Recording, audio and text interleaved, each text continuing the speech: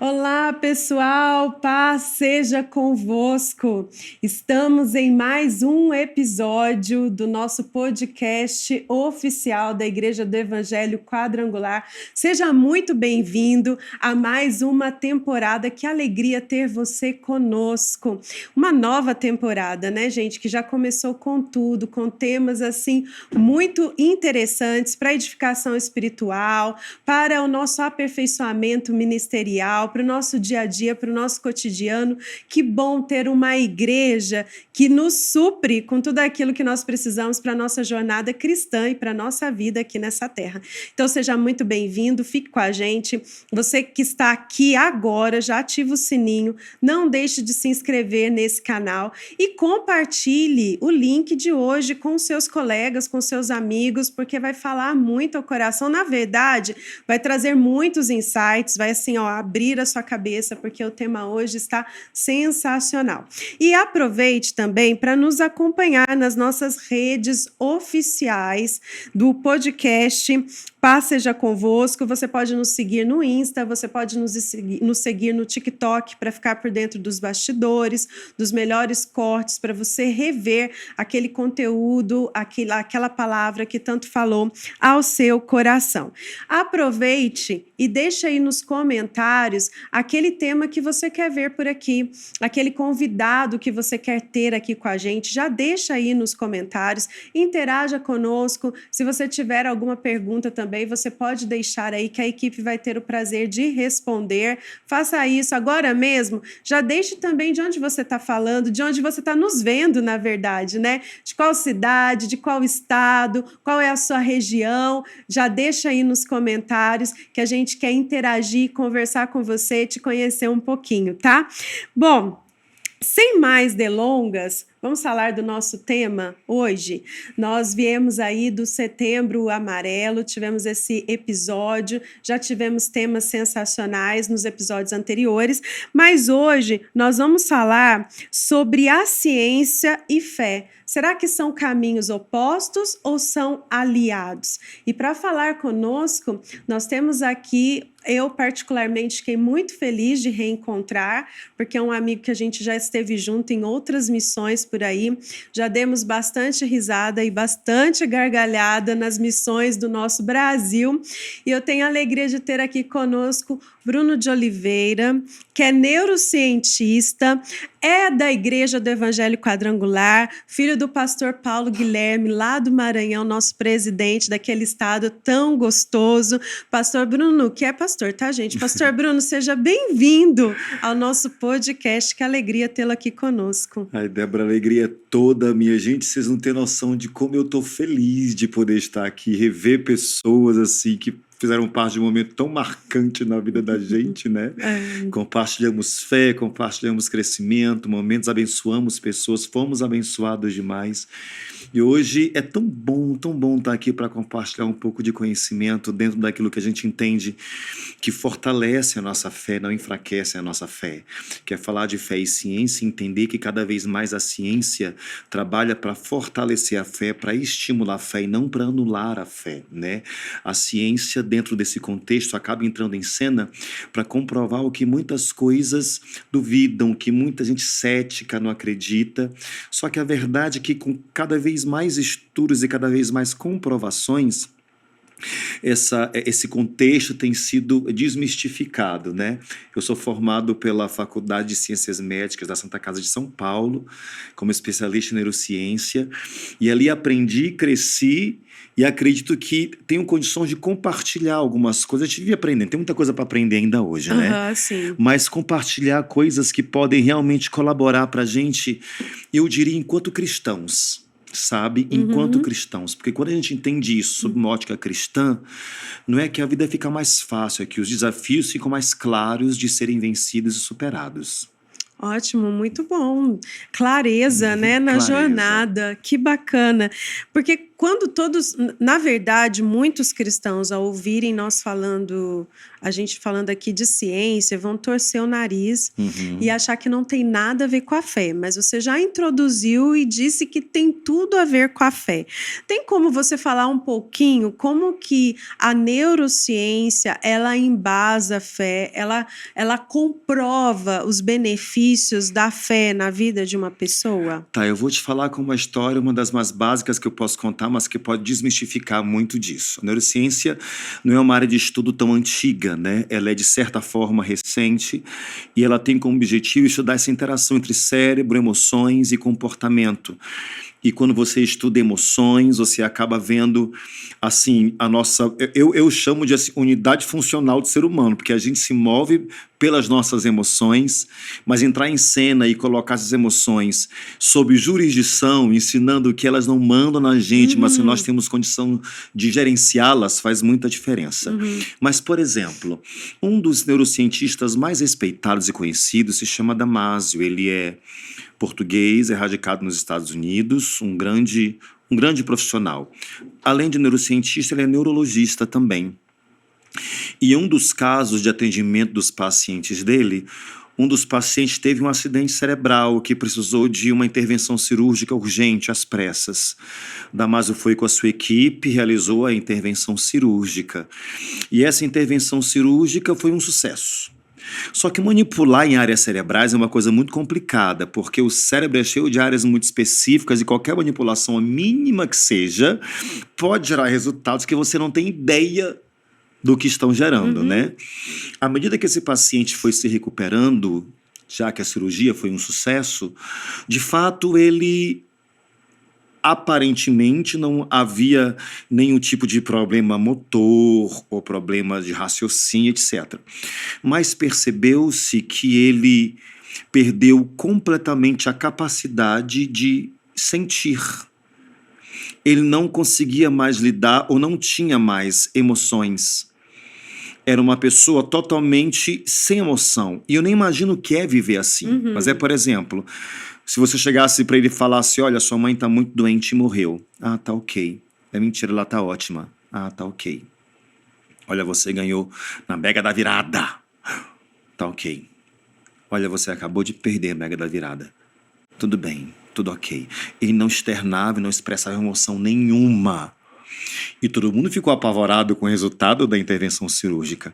Mas o que chamou a atenção do Damásio foi não apenas o fato de ele não conseguir expressar ou colocar de forma palpável suas emoções. Na mesma proporção, ele perdeu totalmente a capacidade de decidir. E, pastora, eu falo decidir tudo. Do tipo, se eu acordo, eu não sei que roupa usar. Alguém tem que escolher para mim. Quando eu vou tomar café, é impossível me servir porque ele não conseguia ter a capacidade de decidir colocar no prato coisas tão bobas e tão simples.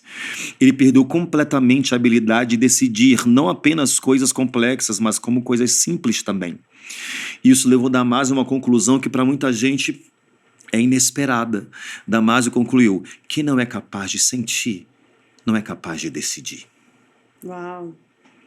E a gente, quando quer decisões assertivas, a gente cada vez mais quer se ver distante das emoções, Sim.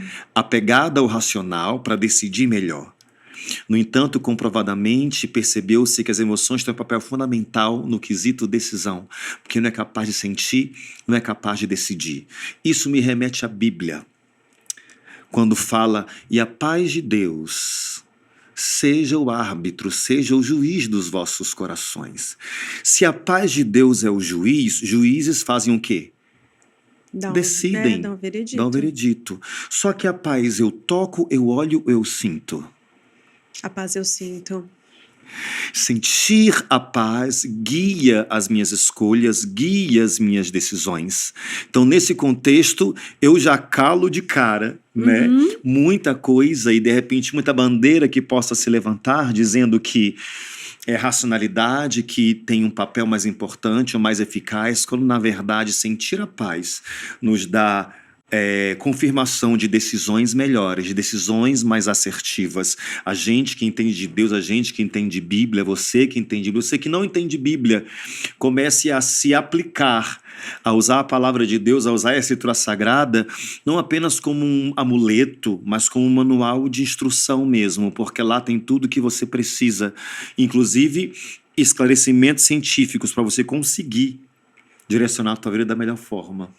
Oh, que bacana. Então, já entendemos aí o papel das emoções para as decisões, na verdade, para o bem-estar do ser humano como um todo, né? E aí, como entra, então, a questão da nossa prática de fé? Porque a gente pode falar a fé como o sentido da certeza, se nós nos basearmos em Hebreus 11, mas se a gente falar assim da fé, da prática mesmo, né? Da religiosidade, do você praticar as disciplinas espirituais, do tipo adoração, oração, leitura da palavra, e isso não interfere em nada, isso tem um papel preponderante para o nosso cérebro. Como que a neurociência enxerga isso? Adoro falar sobre isso, porque é uma coisa que aprofunda muito. Para eu falar sobre isso, eu posso explicar algumas coisas? Diga que sim. Eu digo que sim. Muito obrigado.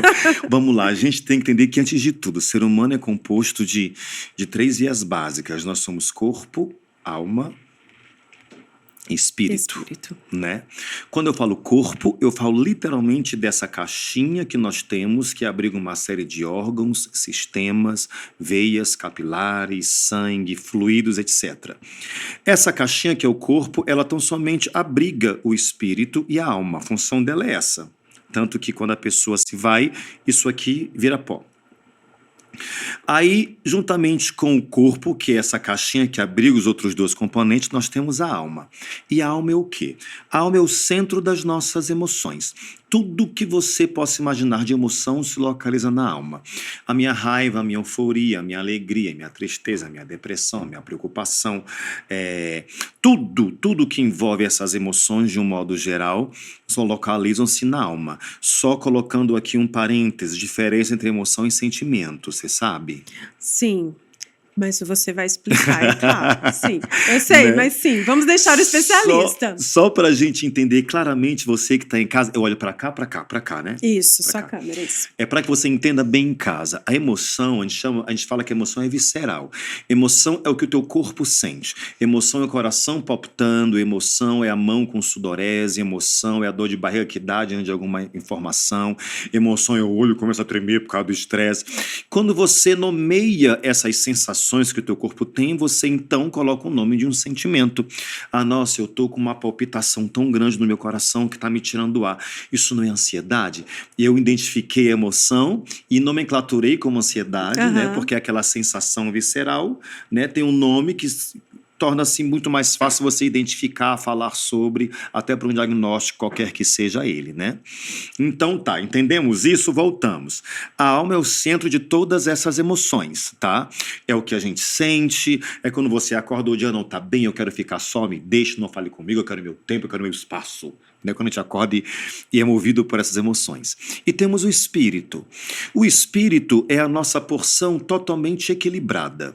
A própria Bíblia fala, o espírito está pronto. Mas a carne é fraca. Aquilo que está pronto precisa de ajuste? Não, aquilo que está pronto precisa de reparo? Não. O espírito está totalmente pronto. O espírito entende a compreensão, o espírito entende a espera, o espírito entende de esperança, o espírito entende sobre regular a ansiedade, sobre não andar ansioso por nada. O espírito é a nossa parte pronta. E dentre todas as emoções que eu citei, apenas uma se localiza a nível de espírito e não de alma, que é a fé. A fé está no espírito, não está na alma. Pronto. Quando a gente entende isso, eu pergunto para você, normalmente, como que nós vivemos o nosso dia a dia? Nós vivemos mais equilibrados, entendendo que é um tempo para tudo, que se não deu, não deu, que se não é, então tá tudo Sim. ótimo, estou pacífico, em paz, nada me abala. Ou eu vivo, meu Deus, que dia péssimo, não tô sentindo assim, eita, aquilo outro, eita, eu lembrei daquilo outro, e aquela situação, e agora eu não vou, não quero ir, tomar. A gente vive mais movido pelas emoções ou vive mais movido pelo equilíbrio? Mas, de forma geral, pelas emoções. Pelas emoções, então nós vivemos mais pela alma ou pelo espírito? Mais pela alma. Aí o que acontece? Se nós vivemos mais pela alma, tudo aquilo que a gente sente, quando o nosso corpo executa, digamos, você está aqui conversando com alguém com quem você nutre uma certa antipatia. Gospel. Né? Dentro de você, a pessoa falando, você fica alterado. Nossa, que vontade de girar a mão na cara dessa pessoa, essa praga do Egito, essa serpente do Éden. E você fica, sabe, regurgitando aquela sensação, aquela emoção, até que você não se contém e vira a mão na cara dessa pessoa. O seu corpo respondeu ao que a sua alma está sentindo. Essa mistura de corpo e alma é a carne. Então, viver pela carne é comum ou não? É comum. Ai, não quero sair hoje porque, ai, não sei o que acontece. Aí eu vou e me mantenho em casa sem me mover para lugar nenhum, né? O mais comum para todas as pessoas é se moverem, viverem pela alma, é serem guiadas pela carne. Só que a Bíblia fala o tempo todo, andem no Espírito. Vivam no espírito, porque o único dispositivo que o ser humano tem, que tem condições de calar a alma e se fazer valer, apesar das situações de adversidade, apesar das situações de cansaço, apesar das situações de descrédito, o que tem condição de colocar ordem na coisa é o espírito. Vamos lá, vamos levantar, vamos orar, vamos buscar, vamos fazer alguma coisa acontecer, porque como está, não pode ficar. Só que para ele fazer isso, ele precisa ter voz e vez. E para que ele tenha voz e vez, ele precisa ser alimentado. Porque a alma com o corpo já são alimentados regularmente, até demais, por alguns de nós sabemos disso. Sim. Alguns superalimentam essa alma e esse corpo, né? Com aquilo que sentem, com os olhos aquilo que comem, fora de hora. E alimentar o espírito é que torna ele forte ao ponto de calar a alma e o corpo. E aqui que entram as práticas espirituais. Porque para corpo, coisas de corpo, para alma, coisas de alma, para espírito, coisas de espírito. A terapia ajusta as questões da alma, não as questões de espírito. A dieta ajusta as questões do corpo, não as questões de espírito.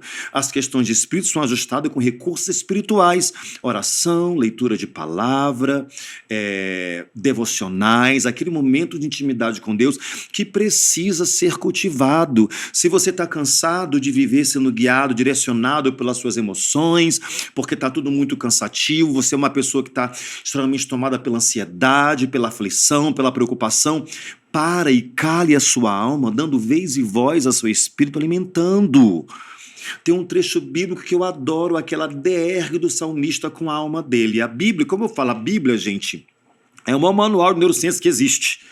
O salmista chega e fala assim, por que você está abatida, minha alma? Ele começa a ter uma DR Sim. com as emoções dele, porque ele sabe que a alma se revolve e grita dentro de si. Então ele fala, ô alma, dá um tempo, ô alma, relax, ô alma, take it easy. Para e espere em Deus, porque Ele vai surgir, livrar, guardar, proteger e nos dar a nossa vitória. Se cala a alma. Tem alguns momentos que as pessoas precisam entrar em cena na sua vida, neurocientificamente falando, tomando as rédeas, colocando as coisas no seu devido lugar. Eu não sou o que eu penso, eu não sou o que eu penso, eu não sou o que eu penso. E assim calam suas emoções com um espírito forte. Deu para entender? Sim, completamente. Uau, gente, aí quem disse ou quem já pensou, não, neurociência não tem nada a ver com a fé. Mas é engraçado que quando eu vejo a Bíblia, quando eu estudo essas questões de psicologia e tudo, eu consigo ver cada aspecto da palavra de Deus ali com talvez outros termos, com termos técnicos, mas é possível você ver a Bíblia, o manual mais completo para o ser humano, né? A gente é completo demais, Total. é completo demais. Em várias situações bíblicas, por exemplo, você lembra quando Deus chamou Abraão para ir para o lado de fora? Vem para cá, para fora e olha as estrelas. Ele tinha filhos? Não, tinha nada, só tinha uma promessa. Sim. Só que olha a coisa linda que Deus faz, que é o que a gente tem que fazer. Só que hoje em dia o que acontece? Os movimentos de ouvir barulho de cachoeira, andar em cima de brasa, gritar, os movimentos tentam expressar ou justificar questões que a Bíblia fala de coisas de forma muito simples. O que as pessoas tratam hoje como cocriar. Né? Cocriar, o que elas fazem? Elas tornam palpável aquilo que os olhos naturais delas não conseguem tocar. Deus chama Abraão e fala: Abraão, olha para fora e conta as estrelas do céu, assim vai ser tua descendência. Abraão vai, sai, olha e tem um contato, começa a cocriar com aquilo que Deus tem planejado para ele. E aquilo começa a estimular a fé e o coração dele. Então, recursos que as pessoas utilizam hoje, e isso eu falo para você e para vocês que vê gente aqui em casa, como isso me incomoda, porque eu vejo pessoas assim, comercializando conhecimentos bíblicos tão práticos e tão palpáveis para qualquer ser humano. Sim. Sabe? Só mudam de nome, mudam de contexto, mudam de ideia, mas a ideia central já está na Bíblia, já existe lá. Deus orientando o Abraão, você vai cocriar olhando isso aqui e vai estimular a tua fé para que você possa chegar onde eu quero que você chegue, porque a gente entende que, desculpa se eu estiver falando muito, você me corta, porque eu falo muito, gente, sou uma pessoa tagarela. A gente entende que a fé, a gente vai já chegar para falar nela, né? Mas eu só quero antecipar. A fé é tipo um músculo, pastora. A fé é um músculo. E eu lembro que uma vez eu estava no Rio de Janeiro a trabalho, aí tem um doutor que me acompanha e passa os treinos e tal, porque eu quero ser uma pessoa, eu quero ser uma terceira idade saudável, né? Já estou nos 44, terceira idade saudável. Aí eu falei, nossa, entre um intervalo do outro, dá tempo de ir rapidinho na praia para ver a praia do Rio de Janeiro. Aí eu comecei a passar protetor solar. Mas quando eu passei na parte de trás da minha costa, eu senti um caroço. Nossa, para mim foi o fim do que eu sou hipocondríaco. Eu falei, meu Deus do céu, um caroço, eu vou morrer. Isso é alguma coisa ruim. Eu liguei, eu falei, doutor Danilo, para agora, porque eu tô com um caroço enorme atrás do meu ombro. E agora eu falei, vá pro hotel. Eu falei, vá pro hotel, me ligue de vídeo para eu poder ver. Débora, eu saí desesperado, chorando. Eu falei, meu Deus, não me deixa morrer, meu pai, eu não quero morrer. Eu cheguei lá, ele falou, passa a mão. Eu peguei, passei a mão. É aqui. Ele falou, tá vendo? Ele, tô, mas peraí, passa a mão do outro lado. Eu passei a mão. Tem aqui também. Eu vou morrer. Aí ele falou, Bruno. Eu falei, oi, doutor. A gente está treinando há quanto tempo? Está treinando direito há 7 meses. Os seus músculos estão desenvolvendo. Você está com áreas musculares que você não tinha. Que eu entendi. Só que naquela hora eu parei no quarto de hotel e eu pensei, gente, a minha fé é da mesma forma. A fé é um músculo que precisa crescer e desenvolver. Para a fé crescer tem que ser treinada. Senão não cresce. E o treino da fé não é o bíceps, o tríceps, o quadríceps, o treino de perna, o treino de costa. O que treina a fé para tornar a fé mais contundente? O que treina a fé para fazer a fé crescer substancialmente para que ela seja grande e forte? Adversidades. Tende, por motivo de alegria, o passardes por diversas provações, sabendo que a prova da vossa fé produz perseverança, não é? A Bíblia não responde? Responde tudo. Tudo. Então tá, se eu quero que minha fé cresça para que eu consiga estar mais integrado e em paz diante de situações, que eu passe pelas provas. Oração de prova de fé não é oração Deus me tira, Deus me livra, Deus para. É Deus me ajuda a enfrentar, me dá força para não titubear, me dá força para eu não vacilar. Essa é a oração em tempos de prova de fé para que a fé cresça, se estabeleça e se fortaleça. Né? Sim, Entenda isso, viu, gente? Mas aí nós falamos sobre a questão da fé e você pontuou muito bem, o espírito, ele está pronto. A fé está ali, no Espírito. Então, uma vez que o Espírito está forte, começamos a ser guiados pelo Espírito. Então, de maneira alguma, como diz Gálatas capítulo 5, nós cumpriremos as exigências, né, do corpo, da carne ou da alma, né?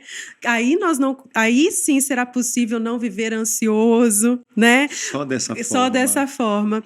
Mas como que a gente percebe no nosso próprio corpo físico o espírito, além de nos deixar assim mais como que acontece assim, se eu for, quais são as evidências científicas? Eu acho que fica melhor. As evidências científicas da fé em ação. Vamos lá, evidência científica, tô adorando isso aqui, Débora. Vamos entender uma coisa. Tudo que acontece na gente, tudo que dispara ansiedade ou tudo que estabelece a paz, tudo que dispara aflição e inquietação e tudo que traz tranquilidade vem a partir de uma coisa. Chuta. Valendo essa caneca. Valendo essa caneca, vou levar. Gente, amizade, eu quero o próximo convidado, eu quero que não seja um conhecido. Tá bom?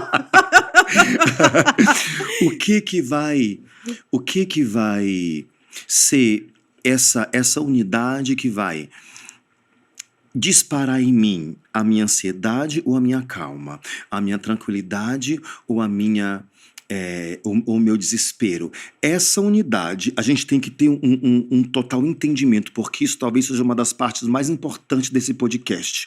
Da feita que você entende isso, a sua vida muda. De verdade, isso não é papo de venda de infoproduto, não. Isso aqui é papo espiritual, de Deus, ciência e fé. Quando você entende isso, a tua vida muda. A unidade que causa todas essas reações em nós se chama pensamento. E o que é o pensamento? Vamos entender o que é o pensamento? Eu vou chamar esse telefone de ideia. Isso aqui é uma ideia. Quando uma ideia, minha mãe é um cérebro, tá? Quando uma ideia cai no meu cérebro, são 300 milissegundos para se originar um pensamento. Nesses 300 milissegundos acontecem inúmeras conexões neurais que nós chamamos de sinapses, né? Onde as porções distais dos neurônios não se tocam, mas se aproximam e ali é uma troca, uma troca química. À medida que esse acontecimento é mais intenso, mais o pensamento se solidifica, mais o pensamento se estabelece, mais o pensamento se fortalece. E há algo tão forte no pensamento que a ordem sempre é essa. Por favor, você em casa, decore isso comigo. A ordem sempre é essa. Primeiro eu penso, depois eu sinto e por fim eu ajo. Quando eu entendo isso, primeiro eu penso, depois eu sinto, depois eu ajo, as pessoas vão parar com esse princípio de querer mudar o comportamento delas ou mudar a postura delas, porque elas vão entender que as posturas e comportamentos não se mudam com a prática do dia a dia, fazer diferente. Uma mudança genuína está no pensar diferente. Quando eu penso, eu sinto, então eu ajo diferente, certo? Sim. A própria Bíblia fala, e eu amo esse versículo, olha, cuide dos seus pensamentos porque eles vão reger a sua vida. Isso é uma grande verdade. Se eu falar agora para você, pastora, feche os olhos e pense nas melhores coisas que você viveu durante a sua infância. Coloca uma música de fundo, vou lembrando algumas coisas. Depois de 10 minutos, a sensação vai ser de uma paz, uma leveza e uma saudade tão grande. Mas se eu falar, feche seus olhos e pense nos piores pancadões que você já enfrentou na sua vida. Após 10 minutos, coração apertado, choro preso e angústia. Por quê? Porque o que a gente pensa tem toda a condição de direcionar aquilo que a gente sente. Sim. Certo? Então, quando eu estou sendo tomado nesse mundo especial, que é um mundo extremamente complicado, cada vez mais de se viver, porque até um tempo atrás a grama verde era do vizinho, só que hoje o vizinho está no Instagram. E a grama verde do vizinho é um helicóptero, é um salário 40 vezes maior do que o meu. E não é nem só um vizinho, né? São milhares de vizinhos. Milhares. Então, a grama do vizinho é mais verde, o vizinho está cada vez mais tentador para o meu estado de frustração. Estou com essa idade, não alcancei nada, não consegui nada, quando eu me comparo com as coisas que eu vejo pela internet, né?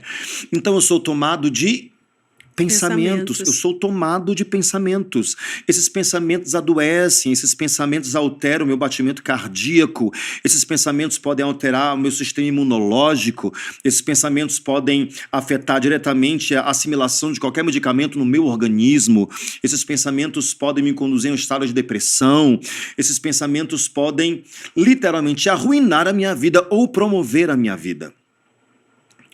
Quando eu estou linkado no meu espírito, quando o meu espírito tem a voz e a vez na minha vida, os pensamentos surgem, mas o que surge sobre eles é maior. Porque uma coisa é certa, isso aqui é fato. Todo o primeiro pensamento é involuntário. Todo o primeiro pensamento surge e você pode estagnar nele. O de derrota, preocupação, tristeza, aflição, o que quer que seja. O segundo pensamento em diante, ele é opcional. E nessa hora entra o espírito e traz à memória aquilo que nos dá esperança. Quando ele traz à memória o que me dá esperança, o pensamento momentâneo se torna pequeno, porque Deus me traz à memória outras vitórias que eu já tive. Então, o mesmo Deus, a mesma rocha eterna que me fez ser vitorioso sobre tais situações, me fará ser vitorioso novamente, porque ele é uma rocha eterna que não muda. É isso. E aí você vai falando e vários textos bíblicos, vão surgindo e vão saltando. Um que eu gosto muito de Filipenses capítulo 4, no demais, irmãos, tudo que é bom, tudo que é agradável, tudo que é de boa fama, né? Se tem algum louvor, se tem uma virtude nisso pensa nessas coisas, né? A Bíblia te orienta ao que pensar e a como pensar, porque, gente, o nosso pensamento, a unidade do pensamento, que é a coisa mais boba e mais pequena que pode parecer, ela pode estimular a nossa fé ou cegar e paralisar a nossa fé de uma forma que nós somos pessoas que servem a Deus, vão à igreja, congregam, fazem as suas atividades de igreja, desenvolvem suas atividades no corpo de Cristo, mas não vivem vida abundante. Sim. Porque o que eu penso não condiz com o que eu creio. O que eu penso tem que condizer com aquilo que eu creio, para então entender o que é a vida abundante, para então saber o que é sorrir em meio à dificuldade. E eu acho que é justamente isso, porque algumas pessoas ficam muito presas no texto de Romanos 12, que fala para não nos conformarmos com este mundo, mas transformarmos, nos transformar pela renovação do nosso entendimento. Algumas pessoas ficam muito presas em questões morais e por causa disso elas desfrutam muito pouco daquilo que o Senhor tem para oferecer.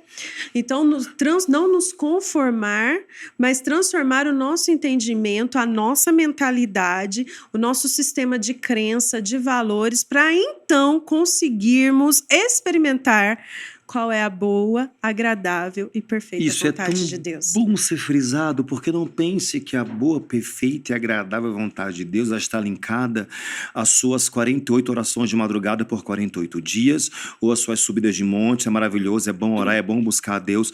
Só que não pense que esses atos extremos é o que vai fazer você chegar na boa, perfeita e agradável vontade de Deus. Essa boa, perfeita e agradável vontade de Deus vai ser experimentada quando a sua mente mudar, quando os seus pensamentos mudarem, quando esses princípios que geram você, esses pensamentos que geram você mudarem. Aí você terá condições de... É o que eu disse para você. Certamente no céu vai ter muita gente salva, só que muita gente salva que não experimentou a vida abundante. Sim. Se eu posso ser salvo e eu posso experimentar uma vida abundante aqui, por que não? E eu acho que essa é uma maneira de honrar o Senhor, sabia, Bruno? Porque a gente honra... eu não sei se já aconteceu com você, mas quando a gente ganha um presente, a gente quer usar o presente quando a gente vai encontrar a pessoa, para a pessoa saber que a gente gostou do presente. Então, quando a gente não usa aquilo que Deus nos dá, não desfruta, nós não o honramos. E eu penso na vida abundante da mesma maneira. Se Deus me deu um whole package e eu uso só um pouquinho, eu não o honro como eu deveria, entende? Exato. Então, o honrar é, de fato, eu viver a vida abundante que Ele me prometeu, na verdade, que Ele já me deu através de Jesus Cristo, né? Sim. E eu acrescento, se você me permite, colocar que o ato de pensar isso que é novo para poder ter acesso a isso que é novo, ter uma mente renovada, experimentar a boa, perfeita e agradável vontade de Deus, pode ser muito desafiador em certos contextos. Porque a gente está falando de seres humanos. Seres humanos, eles têm um contexto que os formam, né? E esse contexto que os formam, se você me permite rapidamente poder fazer um breve resumo sobre, por exemplo, o que nos forma? Para a gente chegar aqui, primeiro nós temos fatores genéticos. Tá? E nem cientificamente falando, dentro desses fatores genéticos, já fique sabendo que você não é o produto da união do seu pai com a sua mãe. Você é o fruto da união do seu pai com a sua avó. Porque os genes, né, femininos pulam de uma geração para outra. Então o que acontece é que o que dá origem a esse embrião é o material genético do pai e o material genético basicamente da avó e não da própria mãe. Então, já complica aí, porque gerou você de uma outra geração. Eita, minha avó tinha essas manias, parabéns, você herdou dela, né? Geneticamente, a gente é isso. Após a questão genética, nós somos frutos da questão da gestação. Na gestação, quando o embrião é formado, bastam 3 dias para ele ter toda a percepção das emoções, tá? Eu não falo de 3 meses, nem de 3 semanas. Em 3 dias, esse embrião já tem a percepção de gestação. Ah, engravidar agora, oh meu pai, por que eu fui engravidar agora? Por que essa criança veio fora de hora? Ah, queria que fosse menino, não menina. Ah, tomara que seja menino, não menino. Esses pensamentos, essas reações que a mãe vai tendo em relação a esse embrião já são percebidos, já são perceptíveis e geram o que a gente chama de registros neurais, geram registros neurais, assim como as questões genéticas. Logo depois disso, tem toda essa parte de convivência, o meio que a pessoa tem, os contatos que ela estabelece, né, a maneira que ela consegue interagir, onde ela está. E, por fim, essa fase que é uma fase crucial de 0 a 12 anos. De 0 a 12 anos a gente está construindo, de 0 a 12 anos, o solo, o chão que a gente vai pisar pelo resto da nossa vida. De 0 a 12 anos, a gente está construindo o chão que a gente vai pisar pelo resto da nossa vida. Por isso, não imagine você que está me vendo, esses conflitos que você tem agora. Ah, foi o meu marido, ah, é o meu namorado que terminou comigo, não sei quando. Esses conflitos emocionais que você tem agora não são desses relacionamentos, dessas pessoas, são desse período, 0 a 12 anos, porque aqui você construiu todo o chão que você pisa. Nesse contexto são geradas feridas emocionais, né? Ao todo são 7, se não me engano, ferida do abandono, ferida da humilhação, ferida da rejeição. E essas feridas emocionais que são geradas nesse contexto, elas reverberam em um comportamento do adulto futuro. Pessoas mais envergonhadas, pessoas com baixa autoestima, pessoas que não se valorizam, pessoas que colocam todo mundo em primeiro lugar, se colocam por último. Os comportamentos vão surgindo a partir disso, né? Essas feridas emocionais vão reverberando nas pessoas que crescem, são agora pessoas adultas, que têm comportamentos que não são saudáveis para elas, que elas imaginam que foi desse namoro, foi de 0 a 12 anos e acabou. Isso é péssimo. Aí quando você entra nesse contexto, mudar a mentalidade tem que ser uma ação de uma busca frequente e constante de práticas espirituais. Sim. Porque você já está todo sequelado, todo estragado. Né? A gente já tem dispositivos neurais que já não são a nosso favor. Por exemplo, o cérebro ele tem a eficácia maior em guardar coisas ruins do que coisas boas. Ele trabalha guardando informações ruins, guardando com mais eficácia acontecimentos ruins. Bruno, por que isso? Porque dentro da evolução é a maneira que ele encontrou de se preservar e se proteger de alguma coisa. Então, quando ele guarda com mais eficácia um acontecimento ruim, ele entende que quando aquilo se aproximar de acontecer de novo, ele tem um registro bem forte e consegue te livrar daquelas situações. Só que se você perceber, a gente fica mais propenso a guardar coisas ruins na mente da gente. Aí tem que ser um trabalho diário para não ser uma pessoa pessimista. Que burla a nossa fé, que contamina a nossa fé. Sim. Né? Sim. Nós temos um sistema que chama de ouvir falar do SARA, Sistema Articulado Ativador Ascendente. Esse SARA é o que todas as pessoas falam e associam com a lei da atração. Uhum. Né? Porque é um sistema que funciona dessa região até o córtex pré-frontal. E o que ele faz? Ele meio que tira o teu foco e a tua atenção de tudo aquilo que é periférico e faz você olhar exatamente aquilo que a tua mente está processada em olhar. Digamos, eu sou doido para comprar uma caneca dessa porque eu adorei essa caneca do Pai Seja Convosco. E como eu queria, acho que eu sinto de Deus que eu vou encontrar uma caneca dessa. Eu saio daqui, é impressionante que em todo canto eu olho essa caneca. Uhum. Gente, é um sinal de Deus. Deus está me falando, meu filho é seu, meu filho é seu, meu filho é seu. É simplesmente um recurso neurológico que funciona com essa finalidade. Sim. Né? Então, a gente tem uma série de dispositivos de funcionamento neural, mental, cujas emoções acabam sendo o combustível para que isso funcione, que a gente acaba de verdade, Débora, nesse contexto, em desvantagem. Se você for, a Bíblia fala, né, gente, olha, não se apoie no vosso próprio entendimento, porque você vai estar fadado ao fracasso. Não se apoie no seu próprio entendimento, porque o teu contexto, embora seja muito complexo, funcional e maravilhosamente criado, ainda assim te passa a perna. Uhum. E se não for esse link espiritual com uma vida e práticas espirituais, aí você se complica de um todo por inteiro. Sim. Com toda certeza, com toda certeza.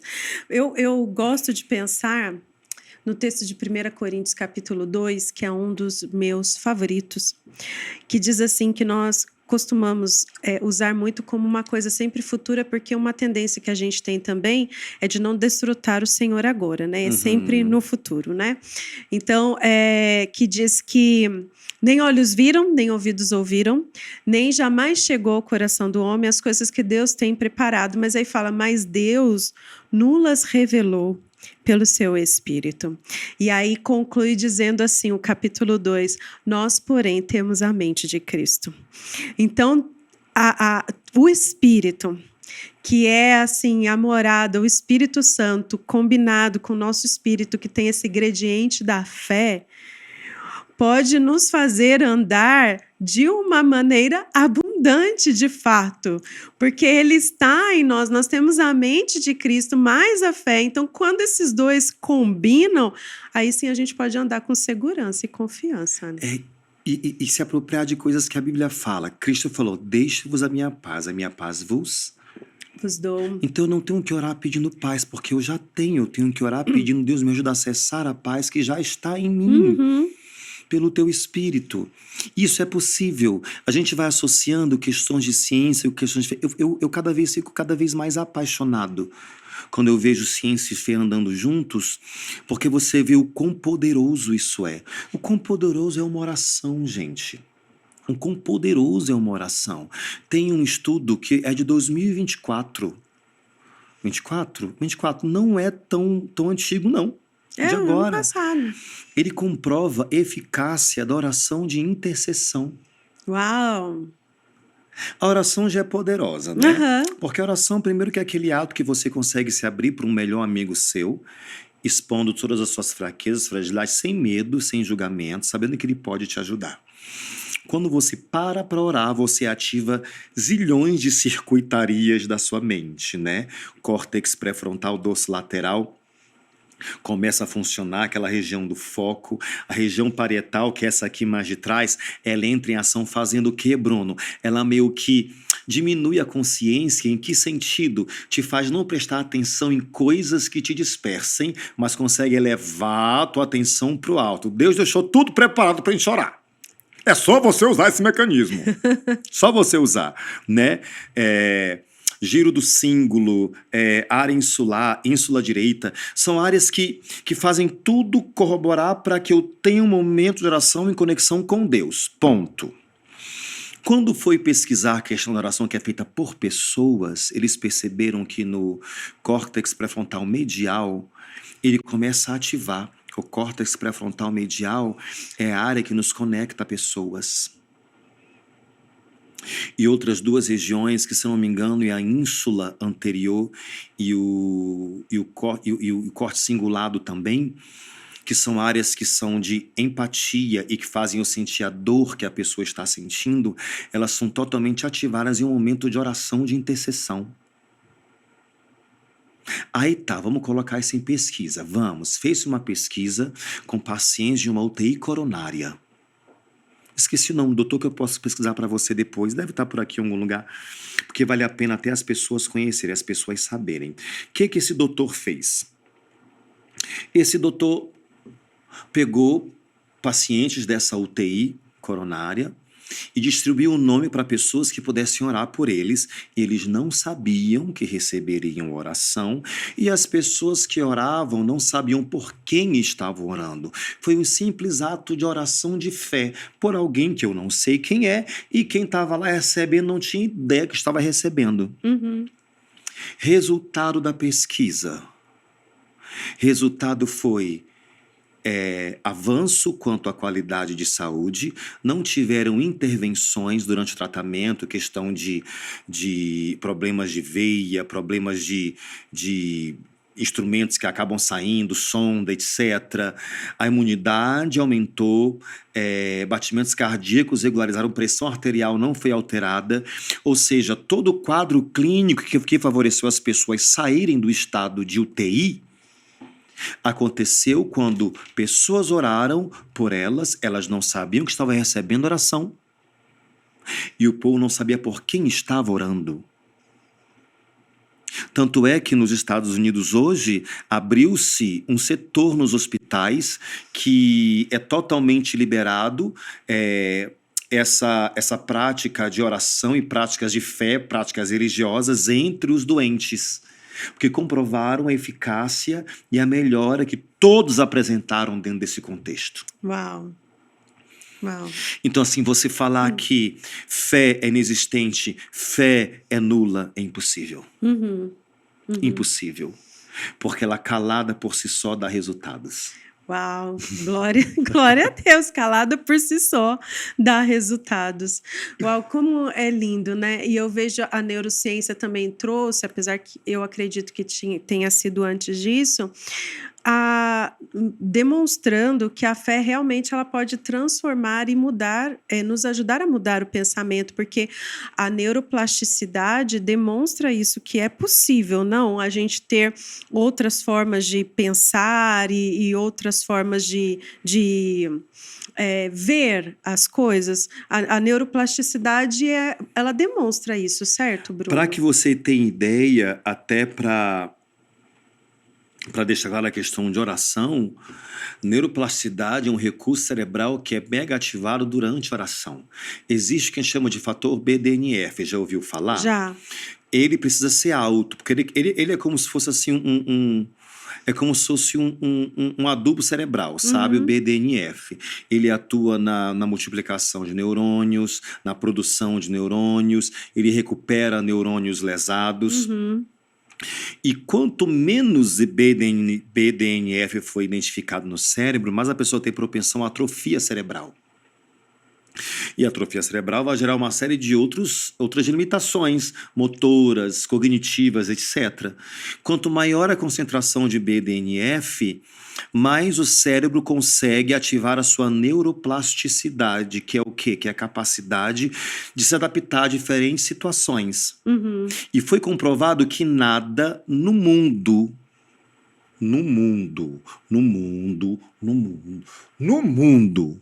consegue incrementar a produção de BDNF e aumentar a produção disso no cérebro. Nada consegue fazer mais isso do que oração. Uau!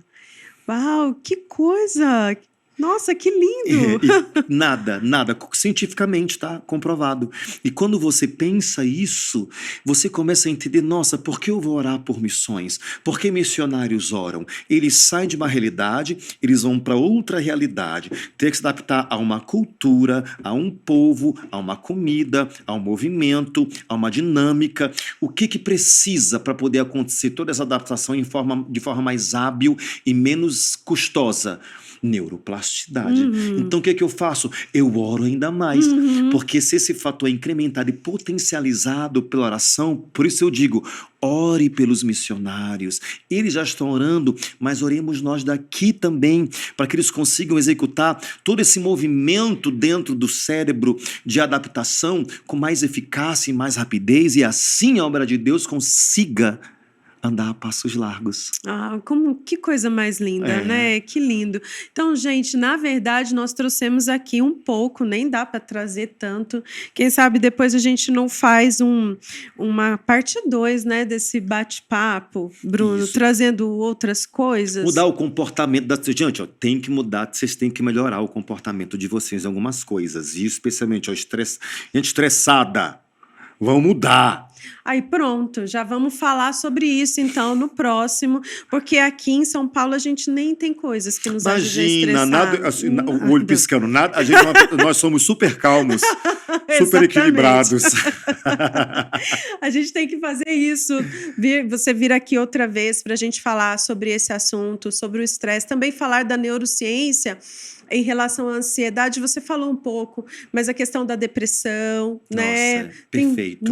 Tem muito tema aí bacana. Muita coisa que a gente pode linkar com a Bíblia e trazer soluções práticas para as pessoas, sabe? Soluções práticas que o próprio Deus disponibiliza para a gente, né?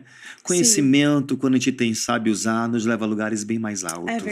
É verdade. Então já fica aí, você volta numa próxima vez para a gente aplicar esse tema em outras áreas aí do saber de acordo com as nossas necessidades. Eu tenho certeza que você foi muito abençoado. Quem diria que a gente ia entender que tudo que a gente vive, que a gente fala, nós oramos, vimos resultado, oramos, a ciência fala, é verdade, vocês viram resultado mesmo, de fato aconteceu.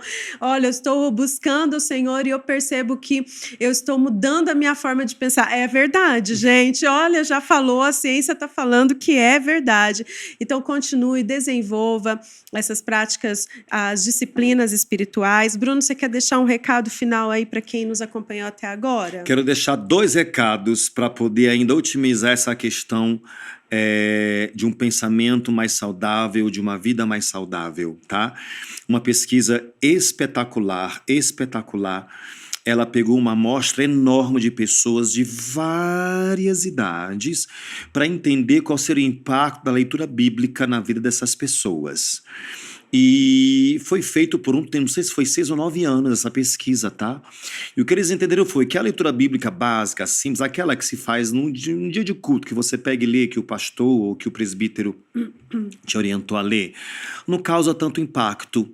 Mas se você ler a Bíblia a partir de 3 a 4 vezes por semana, foi constatado que as pessoas tinham mais facilidade em abandonar vícios, pornografia, mudança de comportamento, questões morais, questões comportamentais, com um simples ato de leitura bíblica.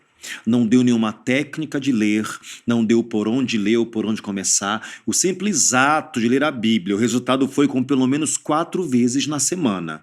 1 não, 2 não, 3 não. 4 vezes começou-se a perceber grandes resultados de comportamento, abandono de vícios de todas as categorias e classes a partir de uma leitura bíblica.